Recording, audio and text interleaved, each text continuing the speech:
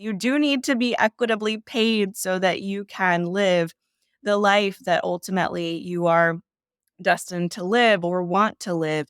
But in the midst of that as well, you have to make sure that you have mental well-being at your job. You can handle complex challenges. You make balanced decisions under pressure.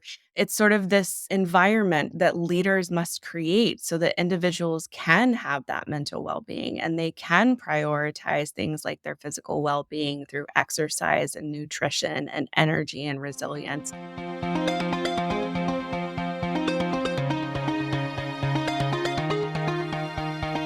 Hey everyone, it's Amy Lynn Durham, and you're listening to Create Magic at Work. Create Magic at Work is on a mission to equip senior leaders with tools they need to be a true quantum leader and actually understand what that means.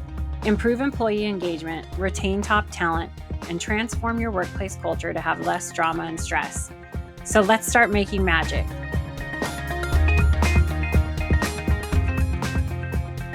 Hey everyone, welcome to Create Magic at Work. Today, I want to introduce you to a special guest. Let me tell you a little bit about her. Sarah Katherine is the VP of Customer Experience at PeopleLogic.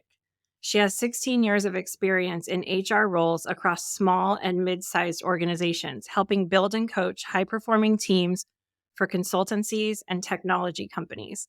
Her expertise spans HR operations, employee engagement, learning and development, and performance management. And she also holds certifications as an executive coach through ICF, a DISC consultant, and a facilitator. At PeopleLogic, Sarah Katherine plays a key role in helping organizations unlock insights to improve team engagement and operational efficiency. Through her work, she focuses on helping companies navigate change and drive employee engagement by leveraging data-driven, agile performance strategies. So I wanted to talk to Sarah Katherine today because we talk about Edgewalker work all the time on the Create Magic at Work podcast, the change makers, the bridge builders. And so I invited her on the show to talk to everyone here in the Create Magic at Work community about change management and hopefully to help spark some more inspiration in that area. So Sarah Katherine, welcome to Create Magic at Work. Thank you, Amy. I appreciate you having me. I'm really excited for our discussion. Yeah, me too. Anything else you want to share with the listeners that wasn't in your bio about yourself? I think what is most significant to me in terms of my background and shifting into customer experience is that I'm bringing 15 years of HR and people operations experience to that role. And so I'm working with our customers to help guide and coach and advise them in a way that's really meaningful and helps them affect change in their roles and in their work. And so I'm connecting all of those pieces into a really wonderful thread that I've honestly wanted to connect for quite some time. So I'm really thankful for every day that I get to do that work. Yeah, that's amazing. So one of the things I noticed in your bio is it said that you help companies navigate change and drive employee engagement by leveraging data-driven, agile performance strategies. Can you tell us what you mean by that? Sure. There's a whole lot of buzzwords in there. So, I think having been in my role for the last 15 years and seeing a lot of traditional performance management processes and seeing a lot of change in performance management in and of itself, I realized there has to be a better way. And it's not the way that we've done it previously. The way that we did it previously was not data driven. It wasn't backed by anything other than our gut feel and probably a healthy dose of bias. And so what I've really come to know in terms of changing performance management and becoming more agile is that we do have a way to build more effective managers. And we can do that through data. We can do that through training and coaching. And so we don't have to push a rock up a hill anymore. There is a better way when it comes to affecting change in your performance management processes. Interesting. Yeah, I came from my former corporate career. I came from a world of heavy data-driven strategies. And at times, I worked for a really great culture, really great company. But at times I could see with other corporations and with other companies that people would become so data-driven that we were losing the human connection or the the humanity behind all of it. It was everything was numbers on a spreadsheet. Everything was, what does the data say? And I'm just sharing like some of the things I observed. The other thing is people were heavily focused on the data they were comfortable with. So if you're comfortable with certain metrics, you continue measuring those, and then you have blind spots for maybe something else you should be measuring. So I'm curious to hear your thoughts on, I guess that's like a 2 to 3 part question. What is your take on adding that? Because the name of the company you work for is PeopleLogic, right? So what is your take on data with the human experience factored in? Well, let's start there. It's a great question. And I think to your point around being so data driven, that's an area where HR has really depleted trust quite a bit in terms of just leaning so heavily on the data that you forget that there's a human behind those numbers. And there is a balance. So People Logic acknowledges that data is very much should be at the forefront of some of the decisions that you're making, but you shouldn't sacrifice the context that you yourself have of the organization for the sake of that data. You should use it to inform decisions and sort of justify your gut feelings and potentially challenge your gut feelings. What we love to do is put together all of those data pieces into a holistic picture. And I think that's where being data driven can go wrong is not putting the pieces together across the employee lifecycle journey and only looking at a piece of that journey. Yeah. So, if you can, could you give us an example of what it would look like from the holistic lens? Sure, absolutely. So the holistic lens for me starts at that, recruiting and onboarding stage and what you're measuring and why you're measuring that. What are your KPIs that are telling you you're hiring people with the great skills and that you're then integrating them into the organization in a way where they find a sense of belonging.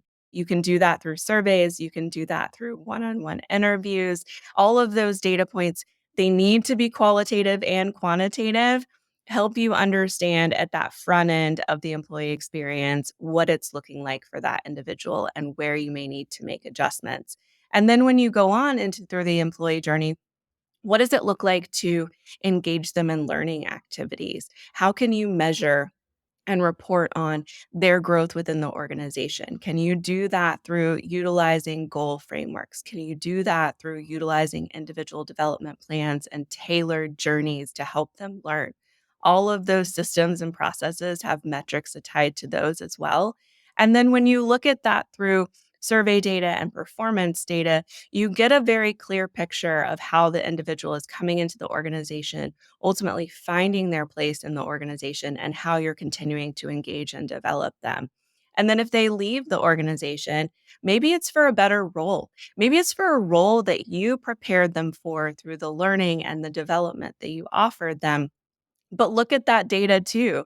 Who is leaving? When are they leaving? Why are they leaving? So really connecting all of those threads from the data to look at it across an arc. Does that answer your question, Avery? Yeah, I mean, it gave an overview. I have so many questions about this because I used to work pretty heavily in all of these this of this space.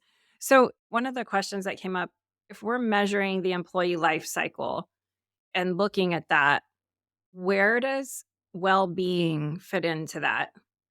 And also, where does proper pay fit into that? No, goodness.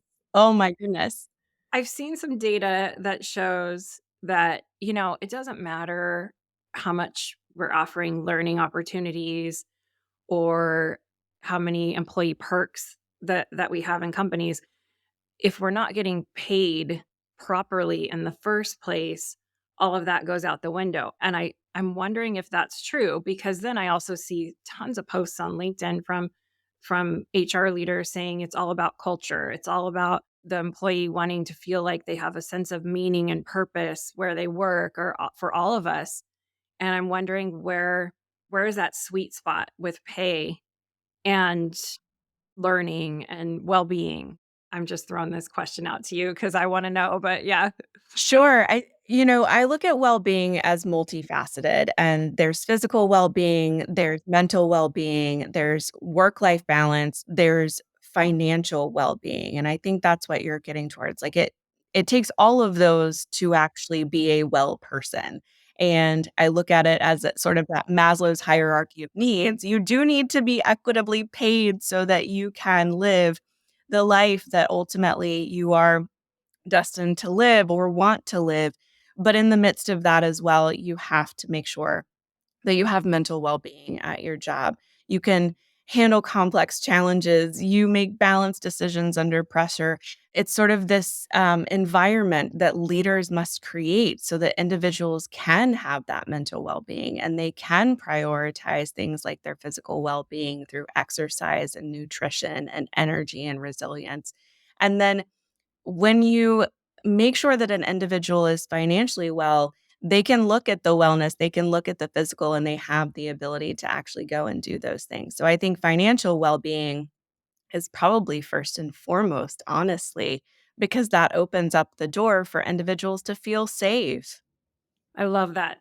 I like the comparison to Maslow's hierarchy of needs because it's that stable feeling that you're mentioning. And then it opens us up. Okay, I feel safe. I feel like I can pay my bills. I'm just now I can move on and focus on moving up that pyramid of needs. If we don't have that stability, things start feeling scarce. And then this scarcity energy starts coming into play. And then we start losing this sense of community.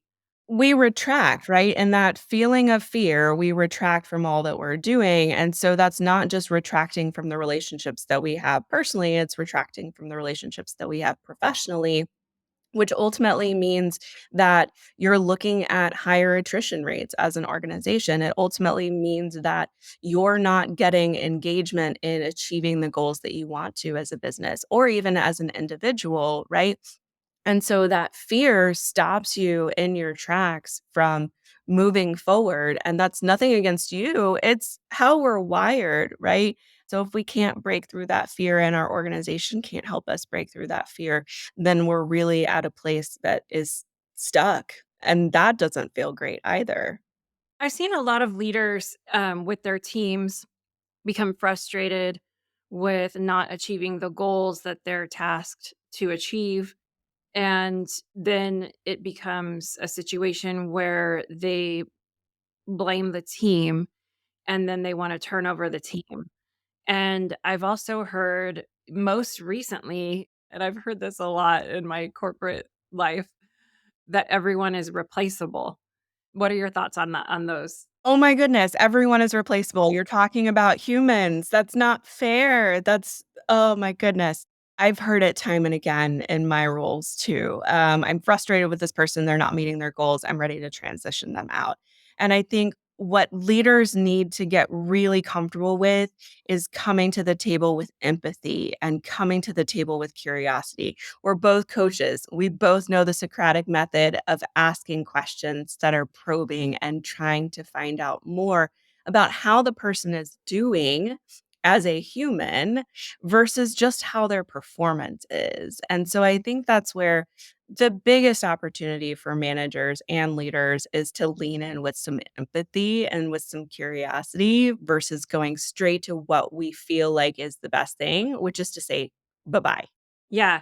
And why? Why would someone take the extra energy or steps to lean in with curiosity, to take maybe the coaching route over, let's just find a replacement, let's get some fresh talent in to to hit these numbers. What's the incentive for the leader with that?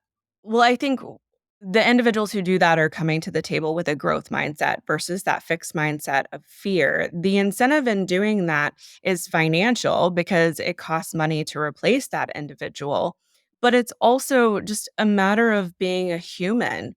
So if you have to show up every day as a human, it is hard work because our brains automatically go to the negative and they already go to like the least path of resistance, right? So it's an extra mental cognitive load.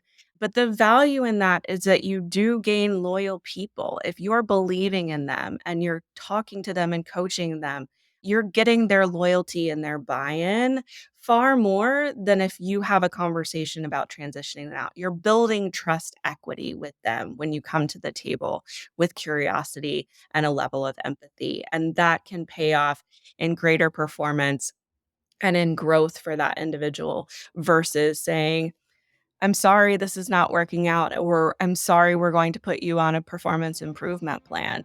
There are other ways to do this. All right, it's time for a fun, playful, quick break. And it's time for you to discover your spiritual intelligence at work. So, over here at Create Magic at Work, we are not just a great podcast. We are an executive coaching firm, a team dedicated to helping leaders like you create healthier, more fulfilling workplaces.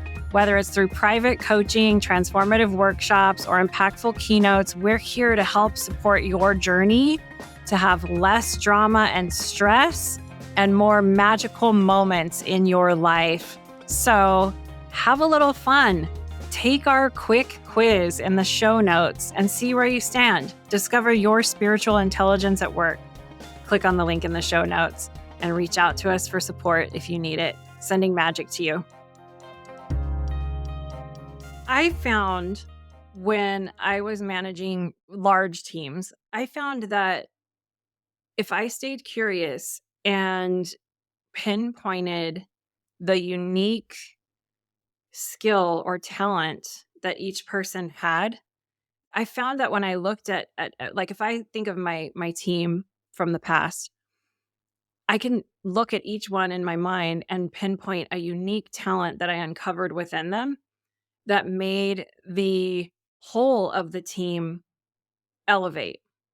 And so I think if we take a pause and look for that pinpointing that unique skill and how we're all different and how if we come together and bring those unique skills together, it elevates us. I think that's a game changer because that elevated my productivity and profitability. Now, there are times where I had a client one time that said, I'm really struggling with managing this person because they told me I'm lazy, I don't want to work. And so, I mean, at that point, I guess that would be a performance improvement plan because there's not much to work with there, right? So I understand there's a need at times for us to have these tools if somebody is truly not wanting to grow and learn. Something that you mentioned in the beginning of the conversation, you were talking about gut instinct versus data. So are you finding that companies you work with are using gut instinct alone and not data? Because I came from a really heavily data driven environment. So I'm just curious. I'm leading here into something because I'll just share it right now. That one of the edge walker skills is sensing the future. And the edge walker is the change maker and the bridge builder and helps people work through change in companies. And there's three components to sensing the future. The first is data from the past. The second is gut instinct. And then the third is creative, positive visualization. And if you add those three components together, you get a way that you can sense the future as a leader. So, are you seeing companies that are not combining all three? Because you mentioned gut instinct and we're talking about data. What is your take on that? Sure. I can't speak for my customers because I'm not that ingrained in their day-to-day, but they are managing significant change. What I can speak from experience is there's a lot of gut instinct that's happening, and that is when things go awry because I have to be the one that says, wait a minute, let's look at the data from the past and let's also meld that with your gut instinct. But let's ask some questions. Like, let's fact check some of these things that you're coming to me with, whether it's they don't align with the core values, whether they're not meeting their goals, whatever the reason may be that you need to have a difficult conversation. Let's take a pause and let's look at those things. And then let's see, to your point, for the vision, what is the impact of making different decisions with this individual or with your team impact the future? Is there going to be continued difficulty? Are you going to come out on the other side with a high performing team? What does that look like? But I often saw people just operating on gut instinct, and that was the hardest for me to affect change in, because everybody says operate on your gut, right? And I worked for a data company. So for me to sit down and say, let's look at the data, but I think that was also the struggle if I just continue on this thread. Sometimes organizations don't have that data. And I think that's where PeopleLogic wants to help democratize that data across the organization and give people more access to the information that they need to make effective decisions that are data driven and grounded in fact, but also with that healthy level of context and intuition that everyone has. Yeah, I love that. In my book, Create Magic at Work, I wrote a little something about the selectively data driven executive. I'm wondering what comes up for you. Do you ever see people running metrics? Is there a certain data point or metric with employee engagement that people aren't looking at?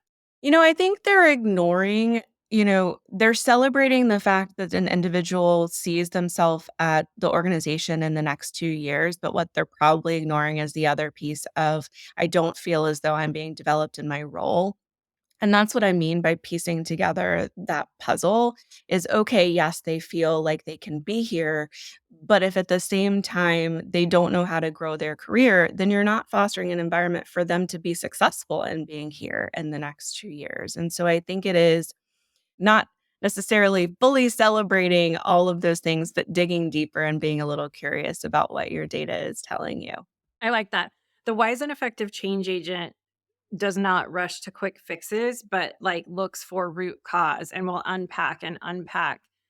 I'm wondering if there's any new way to measure. But one thing I noticed is there wasn't really, in the spaces that I worked, there wasn't really a data measurement for the true cost of attrition. So when we were losing people and then rehiring and retraining, we knew there was a cost to that. We knew that it was a lot. We just didn't have any data points that we could easily pull that showed the cost, or that's where that selectively data driven executive idea came from, because it was like, well, let's not look at that. Let's just get some fresh talent in and let's not look at that. So I was always curious about that. On that note, shifting gears a little bit, how do you see AI shaping the future of HR? Whew. I just talked about this yesterday actually on a hacking HR panel, and it was such an interesting panel discussion to hear because all of us really believe that AI is poised to transform HR, while I think what most of us believe is actually still being able to, preserve those essential human interactions, which is my hope for AI and the future there. AI can automate routine tasks and the administrative pieces that give you time back to focus on those human elements of the job that you do. Predictive analytics, we've talked a lot about data. They help identify those potential workplace issues or the challenges, help escalate and enable sort of that proactive human intervention if you're looking at the data that's not just the data that you want to see, is what I would say. And then what I find most valuable in terms of the potential of AI is those AI powered learning platforms and those that are able to craft very specific journeys and personalize employee development for individuals. I think those are great ways that AI can actually help HR elevate significantly versus replacing their jobs. I don't think it's here to supplant anyone who wants to be more strategic. But if you don't desire to be more strategic, AI will probably take your job. And so I think there are key areas where the human touch still needs to be there. And those are things like conflict resolution and emotional support and exhibiting that empathy, career development conversations. The human should always be there and be present, value based decisions as well. And then I think about, building and maintaining workforce relationships. That can't be done through any sort of modern tool other than those that, bring people together at certain moments that are culturally appropriate or aligned with your core values. But maintaining those workplace relationships in a really authentic way is something that AI can't supplant. Yeah, really good. Thanks for sharing that perspective. One of the things that struck me that I wanted to share is when you're talking about gut instinct. And I know Harvard Business Review put out a data piece or an article that said even when a leader or, an executive or someone has all of the data points in front of them, they still lean on gut to make that final decision, which I find encouraging. The piece that I think needs to be there with gut instinct, if that's what we're going to call it. So Create Magic at Work is all about spiritual intelligence for the workplace, and it's a faith neutral system of these elevated leadership skills. That's another framework that the coaches at Create Magic at Work uses. And one of the skills is practicing seeking guidance from your higher self, knowing the difference between your ego versus your higher self. So I think the component there would be, let me differentiate between my ego versus my higher self. My ego is the place that comes from fear, scarcity, protectiveness, and my higher self is the place within me that comes from wisdom, compassion, and love. Let me make sure my higher self is in the driver's seat as I'm reviewing this data.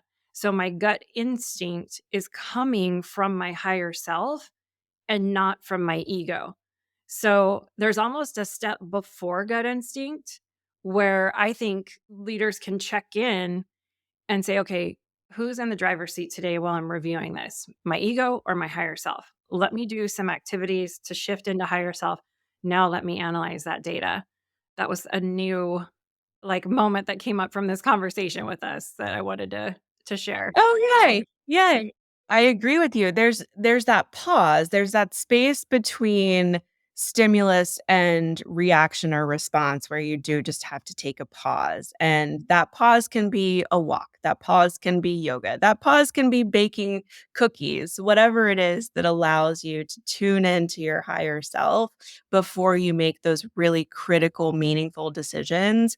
There's got to be some good use of that space and the taking of that space to self-manage and connect the 2. And even checking in before a meeting with everyone in the room or in the Zoom room. How's everyone feeling? Let's tap in. Let's make sure we're all analyzing whatever we're about to analyze from this elevated space that's really coming from the ventral vagal area of your nervous system or the neocortex of your brain that has more creative opportunities to tap into. I could go on and on because I'm so into this stuff, but I hope this is helping everyone listening. I know we could have a whole episode on the brain too, I know. Amy. Yeah. I'm going to pull a card for everyone listening. This is a message for all of us, no matter when you hear this conversation from the universe. Let's see what we get today. Oh, well, this is interesting. We got confidence. I am proud of my unique gifts and I am excited to share them with others. I am proud of my unique gifts and I am excited. I was just talking about pinpointing the unique skills with the teams and everything. It's the universe. Yeah. Yeah. So awesome. So, Sarah Catherine, one of the coaching questions or journal questions on the journal card is, what are 3 ways someone can be supportive to their coworkers? Any advice for the Create Magic at Work community? A couple of ways we can be supportive to our coworkers. Yeah, I mean, these are big self-work things, right? But we've talked about them, how you show up with empathy and how you meet someone where they are. Being curious and asking questions. Get really comfortable asking questions. It's not something that comes naturally to a lot of us. So, empathy, asking questions, and um, certainly trying to operate from that space of higher self. What is your higher self calling you to do today? Are you connected with them? I love that, Amy. Thank you so much for gifting me that. But what are the things that you do to tune into that higher self as well so that you know who's in the room with you? Yeah, that's true leadership presence, right? like tapping into the energy of the room. I love that. Thank you for sharing all of this. This was such a cool conversation. I'm so excited. Oh, I hope so. I really enjoyed it, Amy. That was great. If people want to connect with you and learn more about PeopleLogic and what you do, how can they reach out to you? Sure. So reach out to me on LinkedIn, Sarah Katherine Schmidt at LinkedIn. And then if you want to go to PeopleLogic and check out our AI enhanced performance management tool or just our blog post, I have a book out there, Getting HR Unstuck, peoplelogic.ai. So connect in either way. You can always schedule a chat with me through the website if you want to just connect and chat more. I love a virtual coffee. Awesome. Thank you so much for sending some magic to everyone today. Thank you so much, Amy. I appreciate it.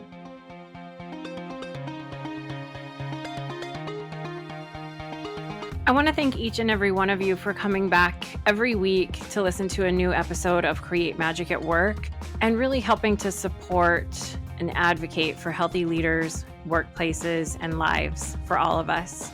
If you want any information on how to connect with me, click on the link in the show notes. You'll get access to all of the social media links for Create Magic at Work. Stay following along for more amazing episodes where we help you improve productivity and profitability in the workplace and decrease stress. Sending magic to everyone, and see you next time.